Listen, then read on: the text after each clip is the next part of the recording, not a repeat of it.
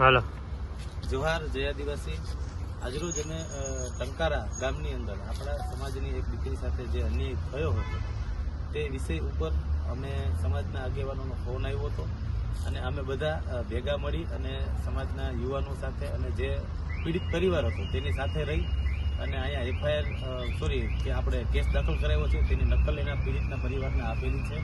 અને બીજું કે આ કાર્યમાં અમારી સાથે સતત ગાંધીનગરના રિટાયર એલજી સાહેબ અને બીજા ઘણા બધા સમાજના આગેવાનો સંપર્કમાં રહેતા હતા અને સતત આપણું ફોલોઅર્સ લેતા હતા અને અમને ગાઈડલાઇન્સ પણ આપતા હતા। બસ આવી જ રીતે સમાજના કોઈ પણ વ્યક્તિની માથે દુઃખ પડે, લેડીઝ હોય કે આપણા સમાજના કોઈ પણ વ્યક્તિ હોય એમની માથે દુઃખ પડે તો જેમ અત્યારે અહીંયા સહકાર મળ્યો છે તેમ બધા સહકાર આપો તો આપણા સમાજની ઉપર કોઈ ખોટી રીતે કોઈ હેરાનગતિ કરે એવું શક્યતાઓ બહુ ઘટી જશે। અને જો આપણે કોઈની વારે ખોટું નથી કરવું કે આપણો વાંક હોય તો આપણે માફી પણ માંગી લઈએ, પણ આ તો આપણો વાંક નથી ને જે કાંઈ આપણને તકલીફ પડી હતી એના માધ્યમથી બધા ભાઈઓ ભેગા થયા અને આચું તો કોર્ટ ડિસિઝન લેશે।